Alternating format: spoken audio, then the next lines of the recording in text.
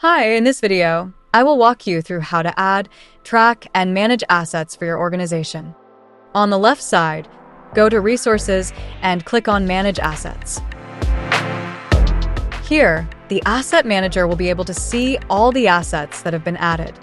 If they want to track a particular asset, they can click on that asset and view the asset log, activities, asset type, ownership type, and the unit cost. They can also see the status, whether the asset is available, in use, rented, or owned by the organization. Everything is shown in one place. To add a new asset, click on Add New. Here, you can create an individual asset. If you want to upload all your organization's assets, owned or rented, you can upload them at once. For that, download the template we provide, fill in all the asset details, and upload it here. In this video, I will show you how to create an asset manually.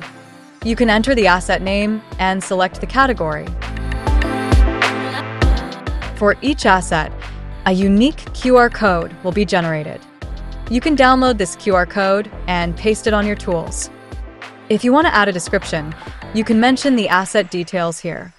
You can also choose whether the asset is an individual item or available in bulk. If you choose bulk, you can enter the quantity. You can also specify whether the asset is rented. If it is rented, you must enter the contractor name and the cost. You can define whether the cost is hourly, daily, or monthly. You can give the inception date, attach an image of the asset, and add any additional notes. Once everything is filled, click Create. Now you'll be able to see all the assets in one place. Under the Action button, you can edit the asset, download the QR code, or delete the asset. If you download the QR code, whenever the asset is being transferred, the site engineer can scan the code and enter how much they received and who received it. You can also filter assets by status, asset type, or ownership type. You can search by asset name as well. Next, we have the Asset Request section. Here, the Asset Manager will receive all requests raised from individual projects. You can also see the status, assets in transit, issued, returned, declined, or return requested. If needed, you can filter the requests by status. When the Asset Manager receives a request, they can approve or decline it. If approved, the status will change to in transit. Once the assets are issued, the Asset Manager can request for return. When they click Request for Return, the site engineer will receive a notification email and can proceed with the return process.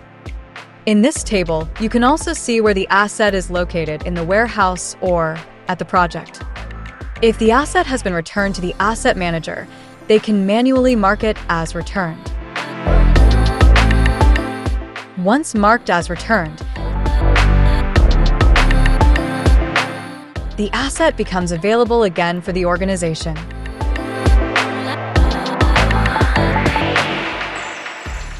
If the Asset Manager received a request but forgot to approve it, yet still issued the asset manually, the system will show it as direct issue. This means the Asset Manager does not need to approve or decline every time. If they issued the asset directly, the site engineer can simply mark it as received. Similarly, the Asset Manager can initiate the return process for direct issues as well. Here, you can see all requests and returns in transit, direct issue, returned, declined, all statuses in one place. This is how you can manage assets, and the Asset Manager can track all the assets that are added and used within the organization. Thank you.